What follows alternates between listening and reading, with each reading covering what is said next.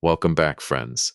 Grab something warm to drink, get comfortable, and remember, every person in these stories who thought they had buried the truth deep enough eventually learned that paper never really forgets. Subscribe so you never miss what happens next. My name is Daniel Reyes. I'm 59 years old. For 33 years, I have worked as a title examiner in Fairborn, Ohio, which means my entire career has been built on one simple, stubborn question. Is there a broken link somewhere in this chain of ownership that nobody wants you to see?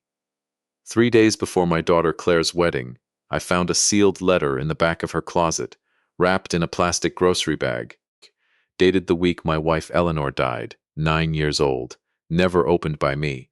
And when I finally read the name written inside it, my hands went cold in a house that was, at that exact moment, completely silent.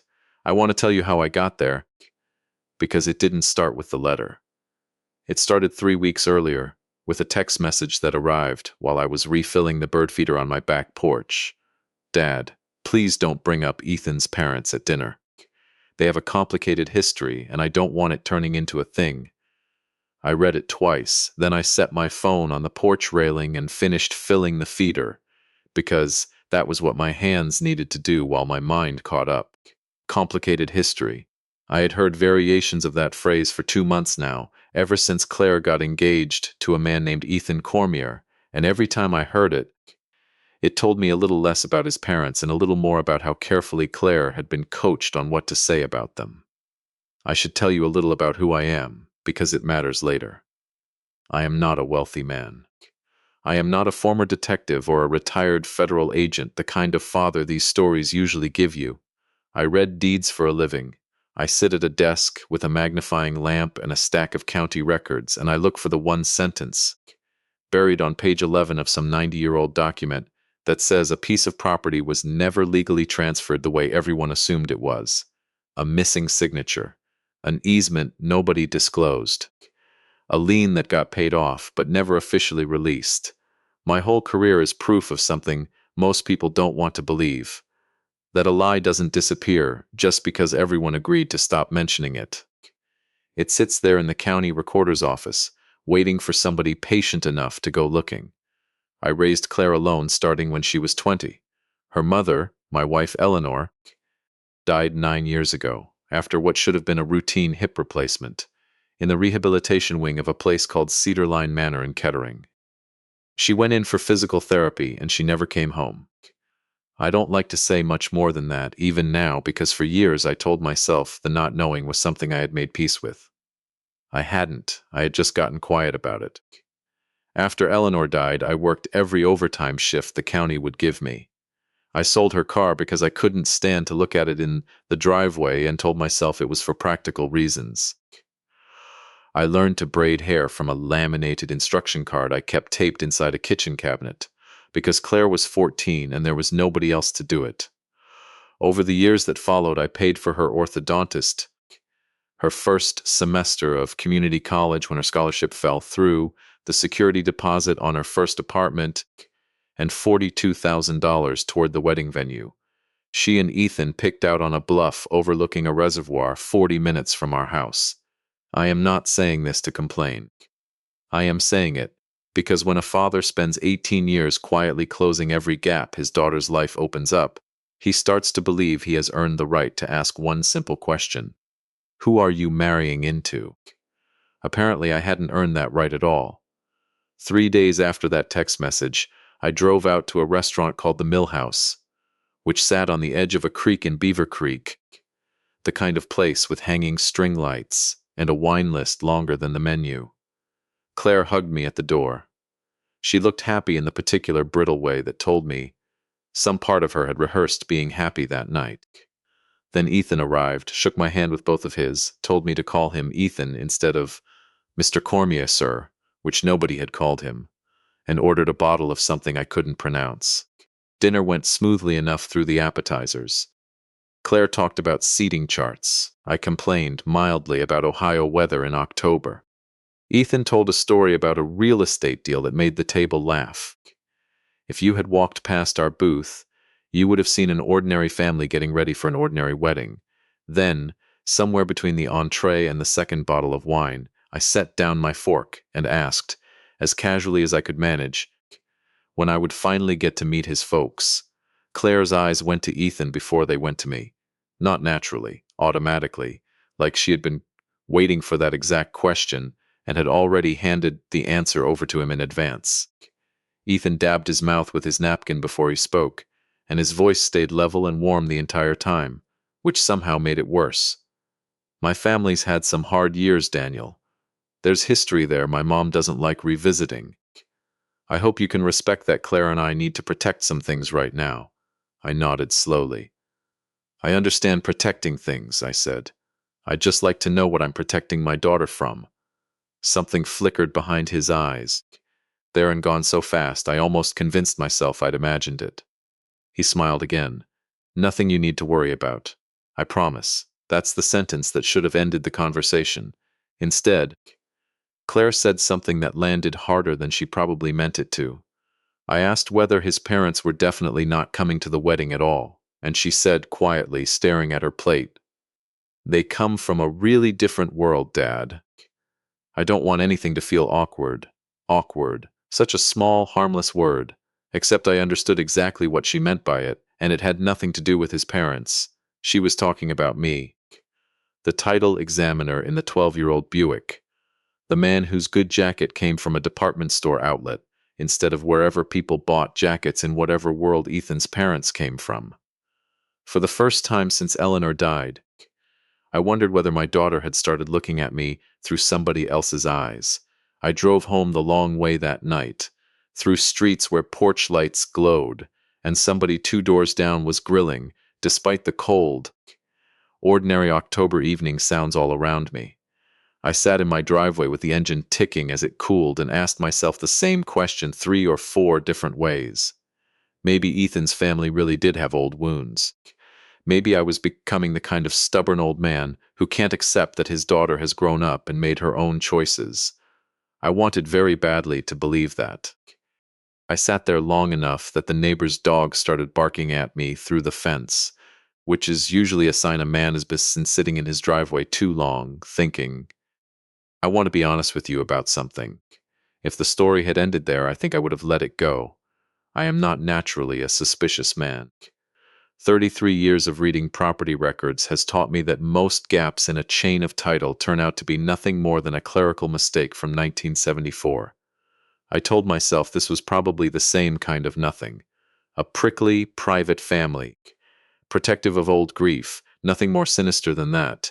Then, 2 nights later, at 9:40 in the evening, my laptop chimed with an email from the wedding coordinator. Subject line, tubed seating chart. Please disregard earlier draft. Clearly sent to the wrong recipient list before the corrected version went out to the actual bridal party. I almost closed it without reading.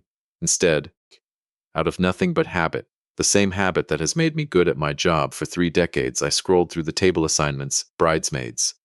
Groomsman, my name, table 2, next to Claire's college roommate, then table 5, G. Cormier, W. Cormier. I sat very still. I scrolled back up to make sure I hadn't misread it, then back down again. Not attending, not blank.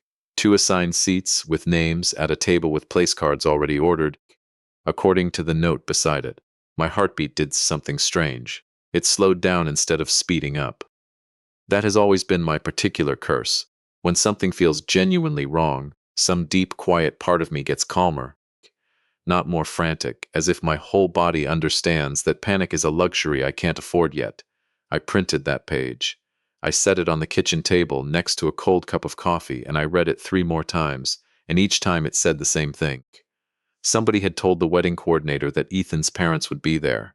Somebody had lied to me, specifically and deliberately, to my face, over dinner, 48 hours earlier.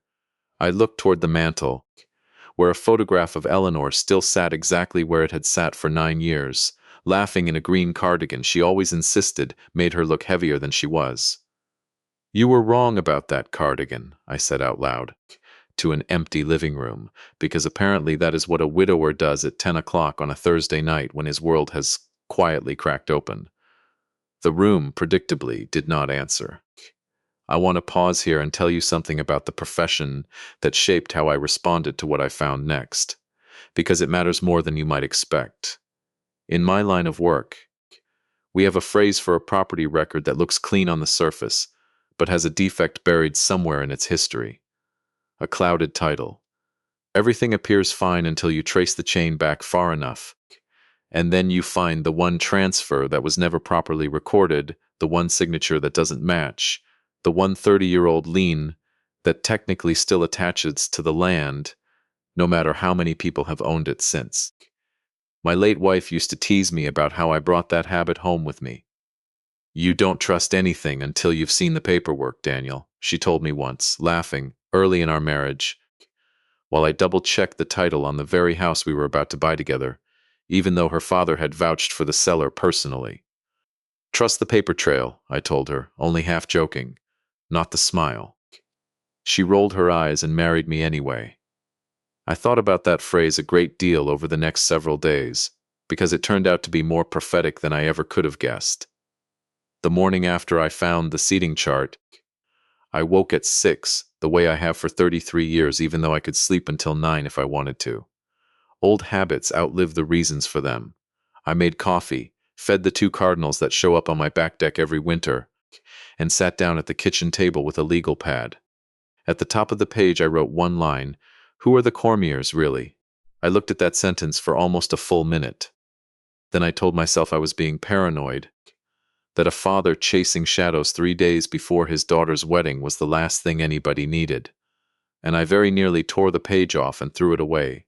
Instead, I grabbed my truck keys and drove to the Greene County Recorder's office, because if there is one thing 33 years in this business has taught me, it's that most information people think of as private is, in fact, sitting in a public database waiting for anyone patient enough to search it.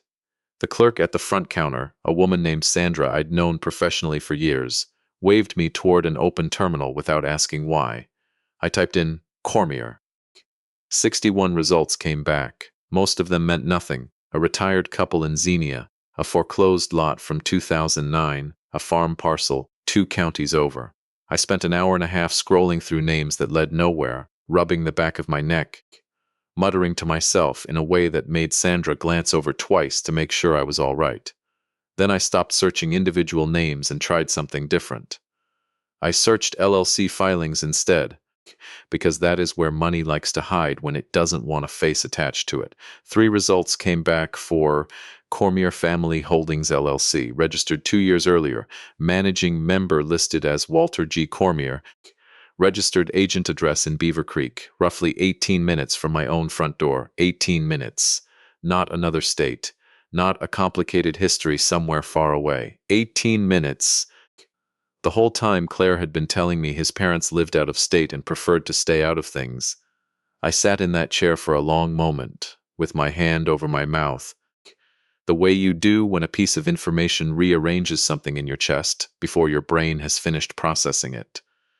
Then I called my sister-in-law. Paula picked up on the second ring, the way she always does, a habit she's had since we were all much younger, and she was though called with the news, good and bad, before anyone else got to it. "You sound like you found something," she said, before I'd said a single word. "I think I did," I told her. I explained the text message, the dinner, the seating chart, the 18-minute drive. When I said the name Cormier out loud, Paula went quiet in a way that made the hair on my arms stand up. "Say that again," she said. "Cormier." There was a long pause on the line, the kind where you can hear the other person's breathing change. Then Paula said, slowly, like she was pulling the words up from somewhere she hadn't touched in years, "Daniel. I think that was the administrator's maiden name, at Cedarline. I think her name was Grace Doyle before she married, but I remember somebody calling her Cormier once at the memorial, and I always wondered why that stuck with me." I pulled my truck over onto the shoulder without fully deciding to, my hands gripping the wheel harder than I realized. "You're telling me Ethan's mother ran the facility where Eleanor died?" "I'm telling you I think so," Paula said. "I could be wrong. It's been 9 years, Daniel. But I didn't think she was wrong. I have spent 33 years learning the difference between a coincidence in a chain of title and an actual missing link, and this did not feel like a coincidence. This felt like the exact kind of thing a family works very hard for a very long time to keep two names apart in the public record. I drove back to the recorder's office and searched again, this time cross-referencing Cedarline Manor's old corporate filings from 9 years earlier, and there it was, buried in an annual report nobody had thought to scrub from the historical archive. Grace A. Doyle Cormier, listed as administrative director. The same year, Eleanor went in for a routine hip replacement and came out in a body bag instead of a wheelchair. I sat in that chair for a long time after that. The clerk asked if I was all right.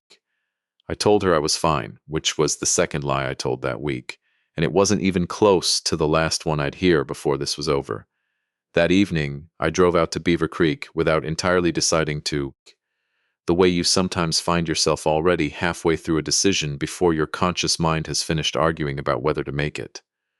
Tree-lined streets, large brick homes, fresh landscaping, the particular quiet wealth that doesn't need to announce itself. I parked across from the address on the LLC filing and waited, telling myself the entire time that I was one bad decision away from being the kind of father who ruins his own daughter's wedding over a hunch.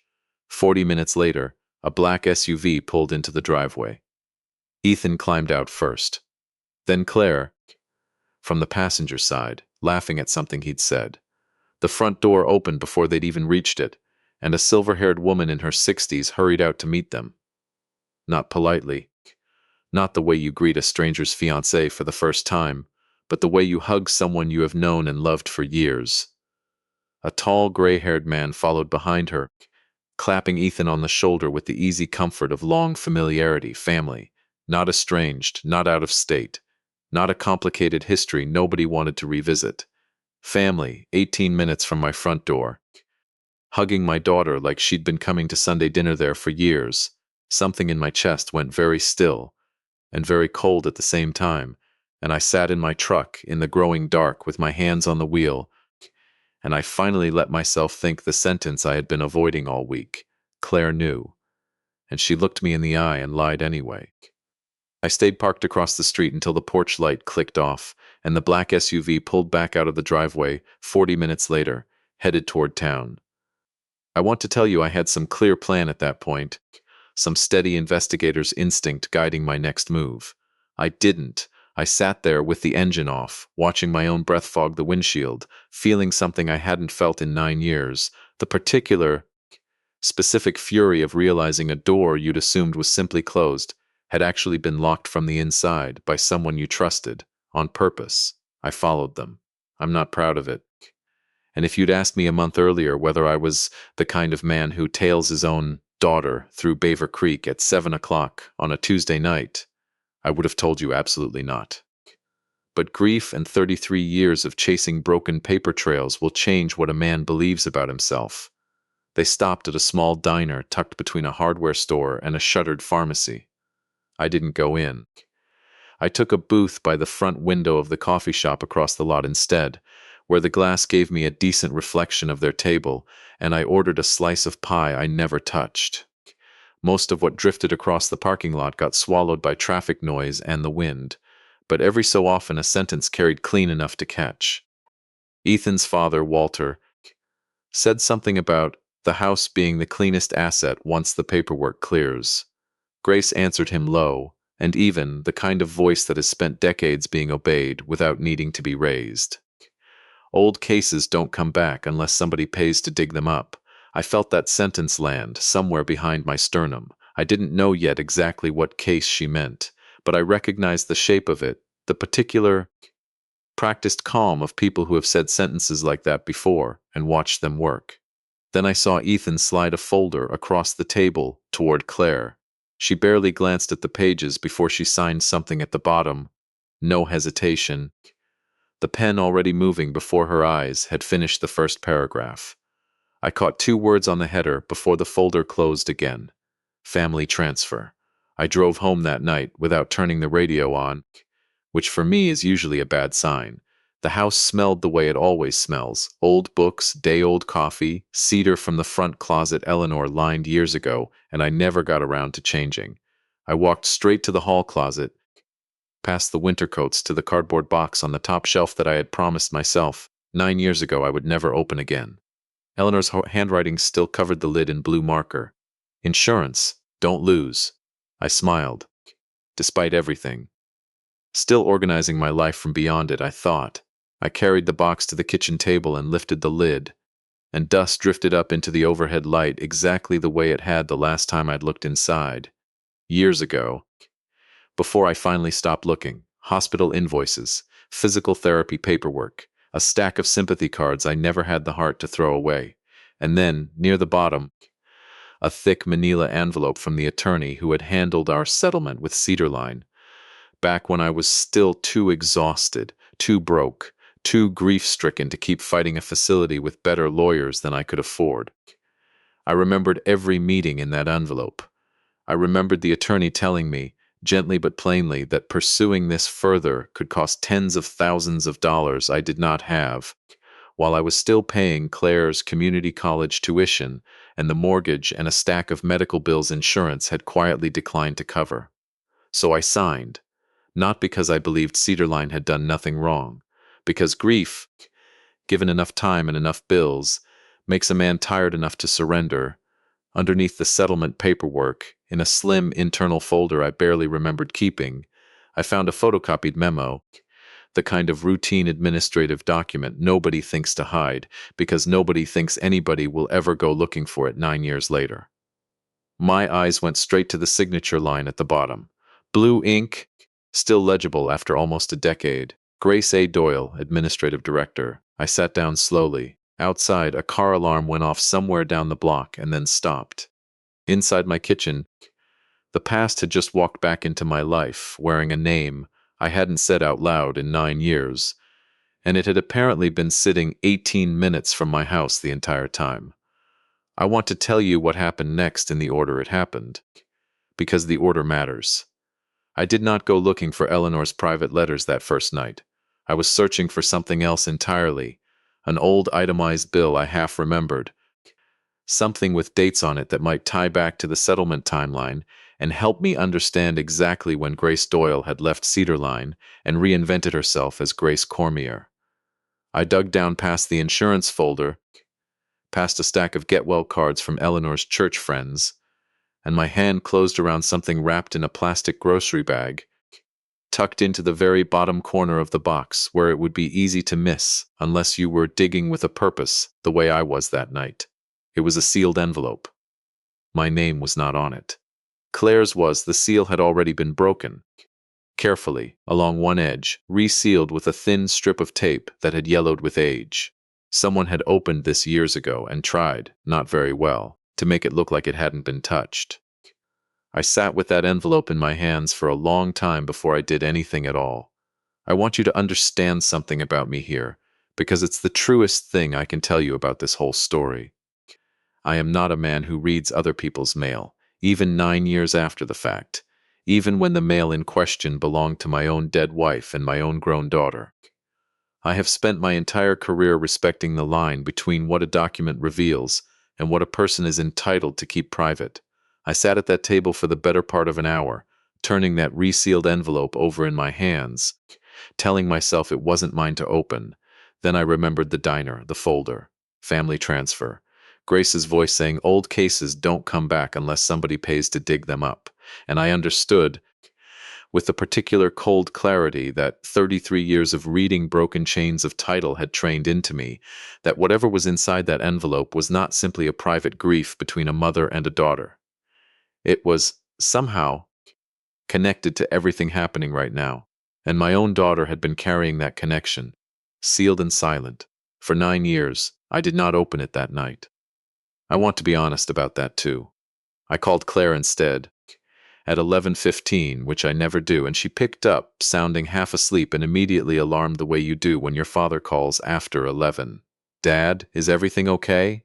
"I found a letter," I said, "in your closet, from your mother, addressed to you." The silence on the other end of the line lasted long enough that I checked to make sure the call hadn't dropped. "You went through my closet?" she said finally, and her voice had gone somewhere flat and defensive I didn't recognize. "I wasn't looking for it, Claire. I was looking for something else, and I found it, and it's been opened and resealed, and I need you to tell me what your mother wrote to you before I open it myself. Don't, she said. Too fast, too sharp. Please don't open that. It doesn't mean what you think. What does it mean then? Another silence. When she spoke again, her voice had cracked open just slightly, enough that I could hear something underneath the careful control she'd been maintaining all month. I was 20 years old, Dad. I read it once, right after the funeral, and I didn't understand half of what she was talking about, and I put it away, and I told myself it didn't matter anymore. That's all. It doesn't have anything to do with Ethan. I didn't believe her. I want to tell you I had some brilliant instinct in that moment, some detective certainty, but honestly, it was simpler than that. It was the same feeling I get 4 or 5 times a year sitting in my office, looking at a deed that reads clean on its face, but sits wrong in my stomach anyway, some detail not quite lining up with the rest of the file. Claire's voice, right then on the phone, read exactly like one of those deeds. I need to open it, I told her. Dad, please, I already know their names are Cormier, Claire. I already know Grace ran Cedarline. I already know she was standing 18 minutes from my house tonight, hugging you like she's known you your whole life. So whatever is in this letter, I think it's a little late to ask me not to look. The line went quiet again, longer this time. When Claire finally spoke, her voice had lost every trace of its earlier sharpness, and what was left underneath it sounded like something that had been buried for a very long time, and was tired of staying down. I have to tell you in person, she said. Not like this. Please, Dad, give me until tomorrow. I agreed, mostly because some part of me was afraid of what I'd hear if I pushed harder on an 11:15 phone call. But after we hung up, I sat at the kitchen table with that resealed envelope in front of me, and I made a decision I have not entirely forgiven myself for, even now, even knowing everything I know today. I opened it. Eleanor's handwriting filled 2 pages, shakier than I remembered it, clearly written from a hospital bed, the letters occasionally trailing off toward the edge of the page, the way handwriting does when someone is fighting through pain or medication to finish a thought before their strength runs out. I am not going to read you every word of that letter tonight, because some of it belongs only to a mother and a daughter, and I still believe that. But I will tell you the part that mattered, the part that turned my blood to ice water sitting alone in my kitchen at nearly midnight.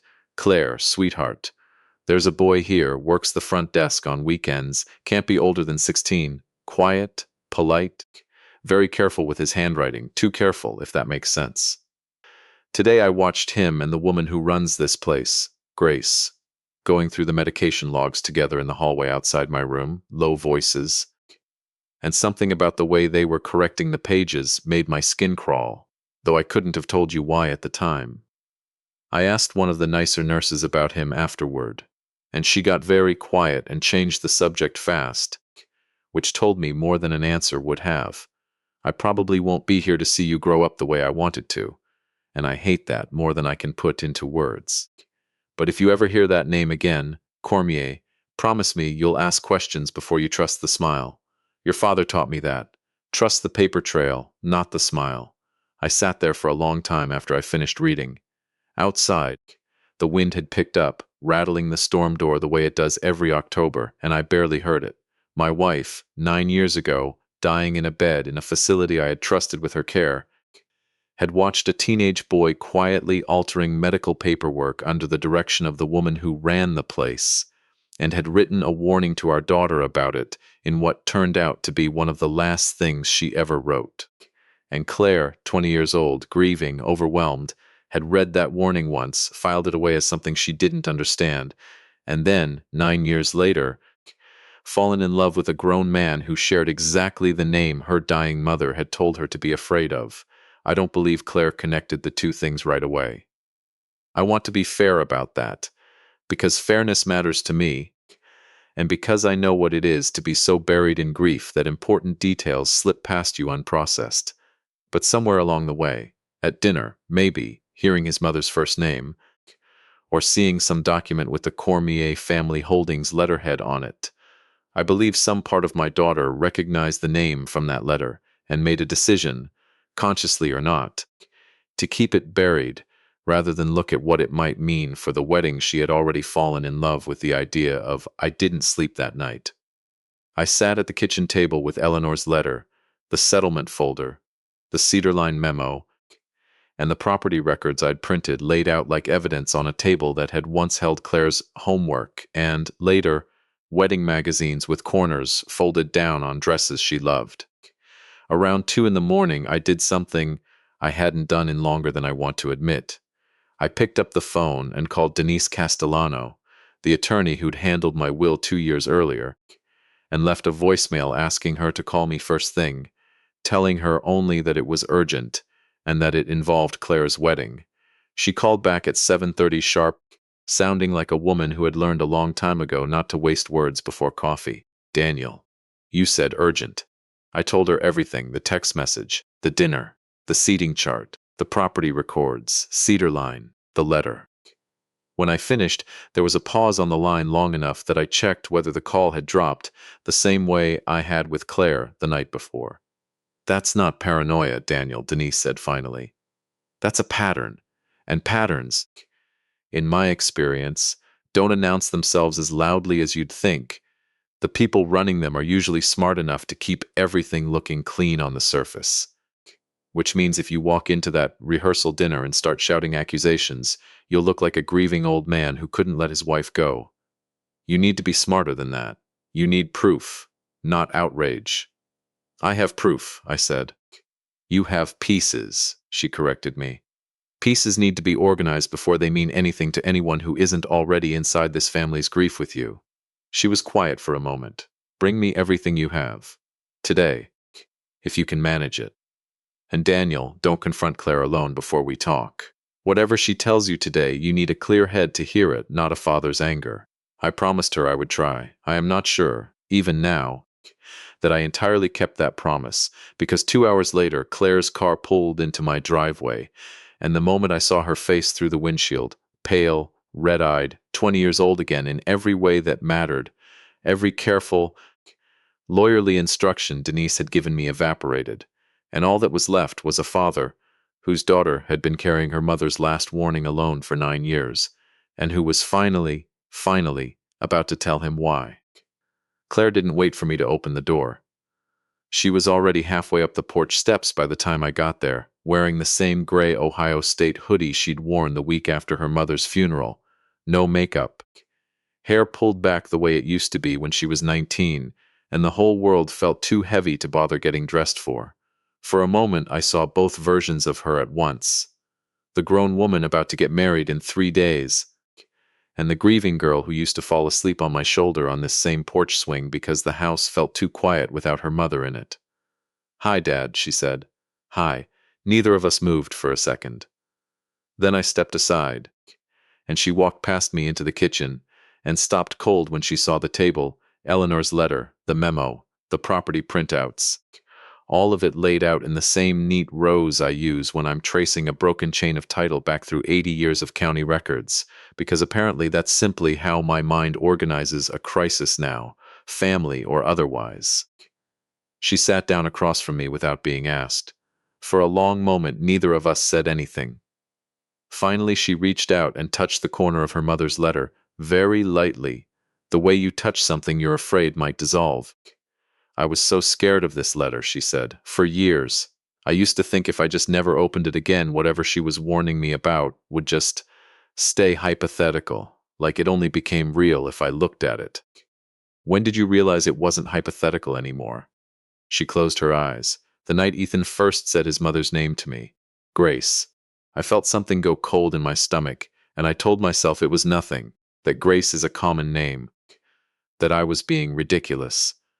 Then a few weeks later he mentioned she used to work in elder care, and I actually pulled the letter out of my desk drawer that night and read it again for the first time in 9 years. Her voice cracked, and I still convinced myself it couldn't be the same people. Because by then I already loved him, Dad, and loving him felt so much easier than being afraid of him. "So you hid it," I said. Not cruelly, just plainly, the way I'd state a fact about a deed. "I hid it," she agreed. Tears were sliding down freely now, and she didn't wipe them away. "I told myself Mom was scared and medicated and grieving her own life ending. and that maybe she misread something innocent as something sinister. I told myself 100 different versions of a story where I didn't have to choose between the life I wanted and the mother I lost. She looked up at me, and for the first time in weeks, I saw my actual daughter looking back at me instead of someone performing calm for everyone else's comfort. "I'm so sorry, Dad. I let you walk into that dinner not knowing. I let you sit there and ask normal questions like an idiot while I already half knew the answer might be something terrible." I reached across the table and covered her hand with mine, the way I used to when she was small and scared of thunderstorms. "You were 20 and grieving when you first read that letter, Claire. I'm not going to pretend I'm not angry about the last 3 weeks. But I understand exactly how a person survives grief by refusing to look directly at the thing that scares them most. I did the same thing with your mother's death for years. I just did it with a cardboard box in a closet instead of a wedding invitation." She let out a sound that was half sob, half laugh. "So what do we do now?" I told her about Denise, about the appointment already scheduled for that afternoon. I told her I wasn't asking her to cancel anything yet, only to sit with me and an attorney and look, honestly, at everything the paperwork actually said, before either of us decided what came next. She agreed quietly, the fight gone out of her, replaced by something steadier and sadder, and I think a little relieved to finally be looking at this directly instead of around it. Denise's office sat on the fourth floor of an old brick building downtown that smelled like carpet cleaner and printer toner, the kind of place that has clearly seen decades of families sitting in those exact chairs working through decades of exactly this kind of trouble. She read through everything for nearly 40 minutes without much comment, occasionally circling something twice on her legal pad, while Claire and I sat in silence beside each other, closer than we'd sat in weeks.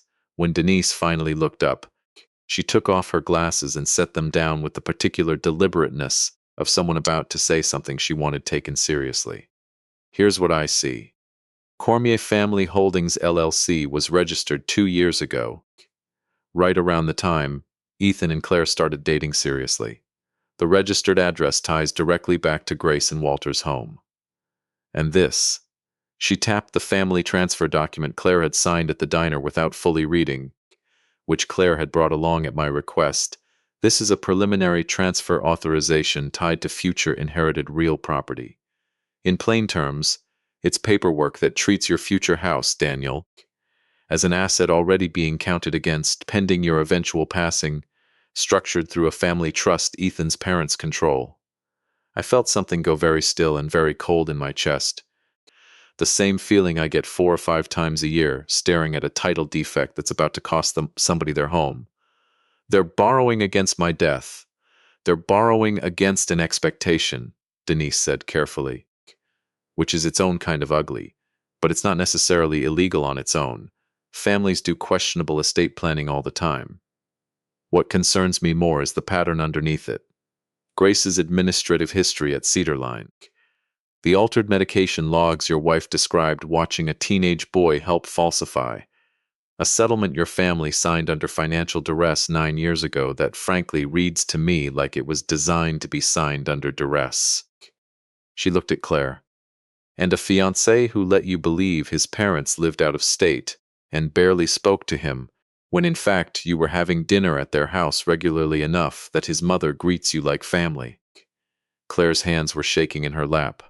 "What do I do?" "You don't do anything today except decide one thing," Denise said.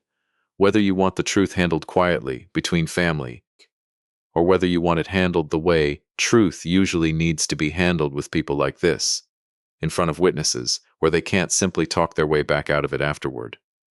I watched my daughter close her eyes, take a breath, and I saw, for the first time in weeks, the version of her that had gotten a business degree, that used to argue both sides of a debate just to sharpen her thinking, that had always, underneath the anxious desire to keep everyone comfortable, possessed a spine I sometimes forgot to give her credit for. "The rehearsal dinner's tomorrow night," she said. "Everyone will already be there. His whole family. My whole family. If we're going to do this, that's when it has to happen. Denise looked at her for a long moment, then nodded slowly, like a woman recalculating her respect for the person across the desk. That's not the easy road, Claire. No, Claire said, wiping her eyes with the back of her hand, something hardening in her voice that hadn't been there 20 minutes earlier. But it's the honest one. And I think that's what my mother was trying to tell me 9 years ago. I just wasn't ready to hear it yet. We spent the rest of that afternoon in Denise's office building what she called, dryly, an envelope for every seat at the table, copies of the LLC filings, the Cedar Line administrative memo bearing Grace Doyle's signature, Eleanor's letter with the most private sentences carefully redacted out of respect, and a short statement Denise arranged to have notarized from a retired Cedar Line nurse named Marlene Voss, whom Paula had tracked down through an old church directory that afternoon, and who, it turned out, had been waiting 9 years for somebody to finally ask her the right questions. I called Marlene myself around 4 that afternoon, my hands unsteady on the phone in a way they hadn't been through any of the rest of this. She was 74 now, living in an assisted apartment complex in Kettering, and she answered on the third ring with the brisk, unbothered voice of a woman who had spent 40 years managing other people's emergencies and had long since stopped being rattled by her own. Whitaker, she said. Once I'd introduced myself. She still remembered my late wife by her married name, which told me something about how carefully some memories get kept, even by strangers. I wondered if anybody would ever call about that place again. I'm calling about Grace Doyle, I said, and about a teenage boy named Ethan who used to work the front desk. The silence on the other end of the line lasted long enough that I thought the call had dropped. When Marlene spoke again, her voice had lost its briskness entirely, replaced by something older and more careful. I kept a few things, she said. I always told myself it never sat right with me. Watching that boy learn to smooth over paperwork the way his mother taught him to. I didn't have proof of anything criminal, understand? Nothing you could take to a courtroom on my word alone. But I kept copies of what I could, because some part of me always believed somebody, someday, would need to hear it wasn't just in my head. She paused. Your wife wasn't the only family that asked hard questions, Mr. Reyes. She was just one of the ones who never stopped believing she was right to ask them. I asked if she would be willing to come to the rehearsal dinner. I fully expected her to say no. She was 74. She used a walker now. She owed my family nothing beyond the professional decency of a phone call. Instead, there was a long pause, and then she said, in a voice that had gone quiet and resolute, I've been waiting 9 years for someone to ask me that question. Yes, I'll come. That evening, back at my own kitchen table, Claire and I sat together, over a dinner neither of us really ate, going over what tomorrow would require of both of us. I want to tell you something about that evening, because it's the part of this whole story I think about most now, more than the confrontation itself, more than anything that came after. Somewhere around 9 o'clock, Claire got up without saying anything, walked into the living room, and came back holding Eleanor's photograph off the mantel, the one in the green cardigan, laughing at something just outside the frame, and set it down gently on the kitchen table between us, facing outward, like she wanted her mother sitting in on the rest of the conversation. I keep thinking about what she wrote, Claire said quietly. Trust the paper trail, not the smile. I think I spent 9 years wanting to believe the smile instead, because the paper trail was too scary to carry alone. She looked at me. I'm not scared to carry it with you, though. Not anymore. I didn't have a clever answer for that. I just reached across the table and held her hand, the way I had the night before Eleanor's funeral, the two of us sitting in almost exactly the same silence, learning together, for the second time in this family's life, that love without honesty eventually becomes its own kind of quiet danger. We didn't sleep much that night, either one of us. But for the first time in 3 weeks, when I finally did close my eyes, I felt something other than dread waiting on the other side of morning. I felt, for the first time since that first text message about a complicated history nobody wanted explained, that my daughter and I were finally standing on the same side of the truth. The rehearsal dinner looked, on the surface, exactly the way Claire had spent a year dreaming it would. Soft amber lighting at a private room off the mill house. white tablecloths, the same creek visible through the windows catching the last orange light of an October evening. If you'd walked in without knowing anything, you'd have seen nothing but two families gathering the night before a wedding, laughing over appetizers, entirely unaware of what the next 2 hours were about to do to the room. I arrived early, the way I always do, wearing the navy blazer Eleanor had bought me for my retirement dinner years ago, insisting every man deserved one jacket that made him stand a little straighter. It wasn't expensive. It was clean, and it was hers, and that was enough. Claire arrived a few minutes later, pale but steady, and squeezed my hand once before letting go to greet her guests, playing the part of a woman with nothing yet to reveal, because Denise had been firm about the timing. No confrontation before dinner service began, no scene during the toasts, no accusation until the moment was chosen deliberately rather than let loose in anger. I understood, watching her move through that room greeting bridesmaids and cousins with a calm I knew she didn't feel, that my daughter had inherited more of her mother's steadiness than either of us had given her credit for. Ethan arrived a few minutes after that, relaxed, confident, kissing Claire on the cheek before working the room, the way a man works a room when he believes he has already won everything worth winning. His parents came in shortly after him. Watching Grace Cormier cross that room in a cream-colored dress, greeting guests with the warm, practiced ease of a woman who has spent decades being obeyed without needing to raise her voice, I understood something about the letter my wife had written from a hospital bed 9 years earlier. Eleanor hadn't been frightened of a monster. She'd been frightened of exactly this, a person so comfortable inside her own performance of kindness that almost nobody thought to check what sat underneath it. Walter Cormier reached my table and extended his hand. "Good to finally meet you properly, Daniel," he said, smiling, and I shook it because Denise had told me, in no uncertain terms, that the evening needed to look ordinary for as long as possible. Eleanor's sister. Forgive me. I still sometimes mix up who's steadying whom in this family. Slipped into a seat near mine partway through the first course, wearing a dark green blazer and the kind of unbothered posture of a woman who had stopped caring what other people thought of her opinions decades ago. She leaned toward me. "You ready?" "No," I admitted. "Good," she said. "The ones who enjoy this too much are usually the ones you should be worried about." Dinner proceeded quietly. Steaks arrived. Wine glasses clinked. Guests laughed over stories about college roommates and travel disasters, entirely unaware that beneath the pleasant noise, at least 4 people at that table were already carrying secrets that would not survive the evening. Denise arrived 20 minutes into the main course, uninvited but not intruding, carrying a leather folder and nodding politely to the event coordinator before crossing the room straight toward our table. "Everything inside is either public record or belongs to your family already," she murmured, setting several envelopes discreetly beside my chair. "You get one chance to do this correctly. Let them speak first. Let them incriminate themselves before you say a single accusing word." Ethan stood to give his toast about half an hour later, raising his glass with the easy confidence of a man who has never once considered that a room might turn against him. "When I met Claire," he said, smiling around the table, "I knew I'd found someone who believed in honesty, in family, in building something real, together, based on trust." Several guests smiled and lifted their glasses. Paula muttered something under her breath that I didn't quite catch, though I suspect it wasn't complimentary. I stood when the applause finished, not quickly, not dramatically, just slowly enough that the room's conversation naturally quieted on its own, the way it does when someone who rarely speaks up finally does. "I'd like to say something," I said. Claire, beside Ethan, went very still.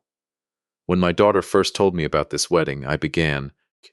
I was genuinely excited to meet the family she was joining. I was told more than once that Ethan's parents lived out of state, that there was a complicated history, that it was better not to ask too many questions." I looked toward Grace and Walter. I later learned they live 18 minutes from my front door, and that Claire has been having dinner at their house for months. A few guests exchanged uncertain glances. Ethan's smile tightened. "There's clearly been some misunderstanding," he said smoothly. "There hasn't," I said. I also learned something else. 9 years ago, my wife went into a facility called Cedarline Manor for a routine hip surgery recovery. She never came home. I let that sentence sit in the room for a moment before continuing. The administrator of that facility at the time was a woman named Grace Doyle. I turned toward Grace directly. I understand you go by Cormier now. The color left Grace's face for exactly 1 instant before she recovered it, smoothing her expression back into something composed and faintly amused. That's an old chapter of my life, Daniel. I don't see what it has to do with tonight. It has everything to do with tonight, I said, and I opened the first envelope. Because 9 years ago, before she died, my wife wrote a letter to our daughter describing something she witnessed in that facility. A teenage employee helping the administrator quietly correct medication logs in a hallway outside her room. She never got the chance to find out what that correction covered up, but she was frightened enough to warn Claire, in writing, to be careful of anyone carrying the name Cormier. Ethan's jaw tightened, and for the first time all evening, the practiced warmth in his expression cracked entirely. "This is insane," he said. "You're accusing a 16-year-old kid of falsifying medical records based on a letter written by a dying woman on painkillers?" "I'm not accusing anyone of anything I can't support," I said evenly, and I began walking the envelopes around the room. One to Claire, one to Ethan, one to Walter, one to Grace, one to the wedding coordinator, standing frozen near the doorway, two to a pair of business associates seated near the head table who, I would later learn, had personally invested in Cormier family holdings based on projections that included my future estate. Every document in these envelopes is either public record or something my family has kept for 9 years. I'm not asking anyone to take my word for it. The room had gone almost completely silent by then, except for the faint clink of ice settling in someone's glass. Grace folded her hands on the table, her voice cool and level. "This is harassment, Daniel. Grief has clearly made you desperate for someone to blame." "No," said a new voice from the doorway, and every head in the room turned at once. Marlene Voss stood there, leaning lightly on her walker, wearing a bright red cardigan and an expression of absolute calm, Paula standing just behind her shoulder like an honor guard. "It's documentation," Marlene said, "and I think you remember exactly what kind." She looked directly at Grace. "Hello, Grace. It's been a long time." Grace's composure slipped for the first time all evening, something genuinely startled flickering across her face before she smoothed it back down. "I don't believe we've met." "You knew me well enough to have 3 of my incident reports quietly rewritten," Marlene said, without raising her voice at all, which somehow made the words land harder than shouting would have. "You always did let other people clean up your messes for you, Grace. I always wondered whether you'd ever have to answer for that in front of people who actually mattered to you." Walter stood abruptly, his chair scraping loud against the floor. "That's enough. We're leaving." "Not yet," Claire said. Every head turned toward her instead. She was standing now, too, holding her copy of her mother's letter in trembling hands, and though her voice shook, it did not break. "Ethan," she said, "did you know your mother ran that facility when my mom died?" He hesitated. It was only a second, but it was enough. The whole room saw it. The way a jury sees the one pause a witness can never quite explain away. "I knew my parents owned a care facility years ago," he said carefully. "I didn't think it was relevant. You let me believe your parents lived out of state," Claire said, and her voice finally cracked. 9 years of buried grief and 3 weeks of carefully swallowed fear, breaking loose at once. "You let me sign paperwork about my father's house without telling me what it actually was. You let my mother's dying warning sit in a drawer because loving you felt easier than being afraid of you." She turned to Grace, and something in her voice hardened into a register I had genuinely never heard from my daughter before. "And you let a 16-year-old boy learn that rewriting the truth was just a normal Tuesday, and then you married him off to the daughter of the woman you'd already hurt, and called it love." Grace's mouth twisted into something that wasn't quite a smile anymore. "You have no idea what my family sacrificed to build what we have," she said. Cold now, all pretense of warmth finally gone. "Your mother was one difficult patient among thousands. People die in facilities every day, Claire. It's not a conspiracy. It's an industry with an acceptable margin of error." And if you'd grown up understanding how the world actually works instead of romanticizing your father's little paper-pushing job, you'd know that too. The room went utterly silent. I felt something rise in my chest at that. Not rage exactly, something colder and steadier. The particular fury of a man who has spent 33 years believing that paperwork exists precisely because human beings cannot be trusted to police an acceptable margin of error on their own. My wife was not a margin of error, I said quietly. She was a person who spent the last conscious week of her life more worried about protecting our daughter than about her own dying. And you just insulted that in front of everyone who came here to celebrate a wedding built on top of the lie you told to bury her. Something shifted in the room after that. Not loudly, not with any single dramatic gesture, but the way a house settles all at once after a long silence. One of the business associates near the head table quietly set down his napkin and pulled out his phone, and I would learn later that he was already calling his own attorney before dessert had even been cleared. The wedding coordinator, envelope still unopened in her hands, took a visible step backward from the head table, as if putting physical distance between herself and whatever was about to happen next. Ethan reached for Claire's arm. "We're leaving. Now." "No," Claire said again, and pulled her arm free before he'd fully closed his hand around it. "You don't get to decide that for me anymore." He stared at her, something genuinely desperate flickering across his face for the first time all evening. "Claire, please, I love you. None of this changes that." "I believe you might actually think that's true," she said, and her voice, remarkably, had gone gentle again, grief-soft instead of angry, which somehow landed harder on him than anger would have. "But I don't think you've ever once, in 2 years, told me the truth simply because it was the truth. You told me things because they were useful, or because they kept me comfortable, or because they kept this wedding moving forward on schedule. My mother tried to warn me about exactly that 9 years ago, and I hid her warning in a closet because I wanted so badly to believe I'd found somebody safe." She wiped her eyes, but her voice didn't waver. "I need time, and I need it away from your family. Both. Glenn, Walter, forgive me, my mind keeps drifting back to how tired I was that week." Walter took Grace's arm, his own composure gone entirely now, and steered her toward the door without another word. Neither of them looked back. Ethan lingered a moment longer, staring at Claire with an expression I genuinely believe held real heartbreak in it. Whatever else was true about him. And then he followed his parents out, and the door closed behind all three of them, and the room exhaled all at once. Nobody officially announced the rehearsal dinner was over. It simply ended. Servers quietly began clearing untouched plates. Guests gathered their coats in twos and threes, offering awkward, half-formed goodbyes, because nobody quite knew what to say after watching a wedding come apart without a single raised fist. Only paper and quiet, devastating sentences. Saturday morning arrived strangely silent. No florist trucks, no hair stylist rushing through a hotel hallway.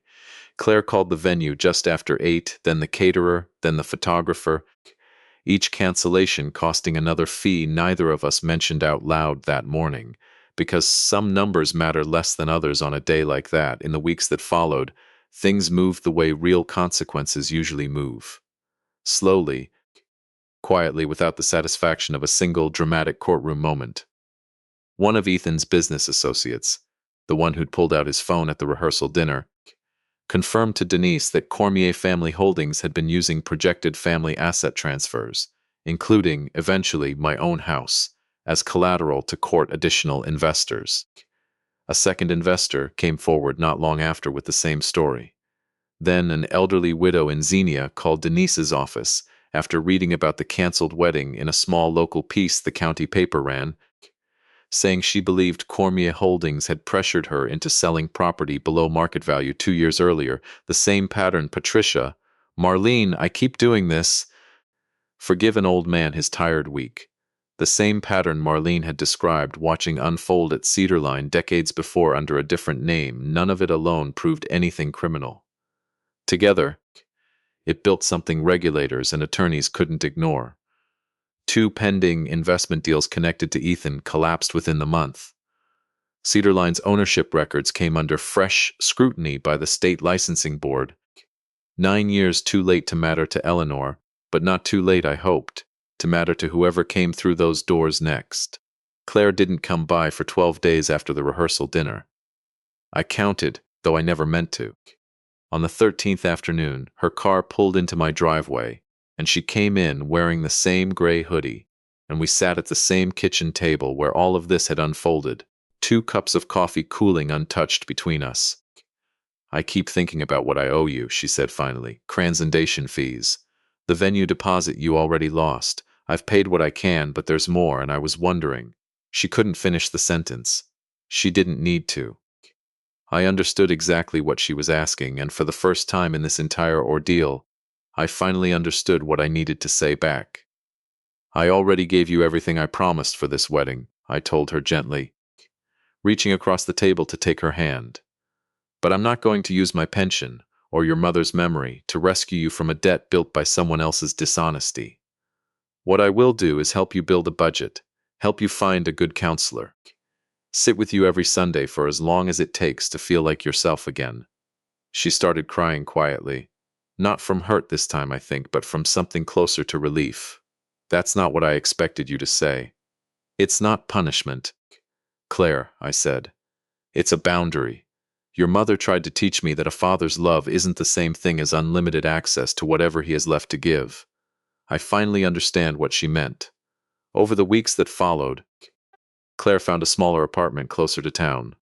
She started seeing a therapist Denise recommended, someone experienced with families untangling exactly this kind of quiet, decades-long harm. She picked up freelance work to close the remaining gap on the wedding bills, and some Sundays were easy between us, and some were painfully quiet. And I learned, the way I suppose every grieving family eventually learns, that healing rarely arrives all at once. It comes one honest conversation at a time, the way a broken chain of title gets repaired, not with a single dramatic correction, but link by link, patiently, until the whole thing finally holds weight again. About a month after the wedding that never happened, I drove out to the cemetery on a cool morning with the first real bite of a Midwestern autumn in the air. I brought white chrysanthemums, because Eleanor always said simple flowers didn't try too hard to be something they weren't, and I knelt as carefully as my knee allowed and set them down in front of her marker. "Hi, sweetheart," I said. "Took me long enough." I told her everything, the letter, the dinner, Marlene, the envelopes, the way Claire had finally stood up in that room and said the sentence her mother had waited 9 years for someone to say out loud.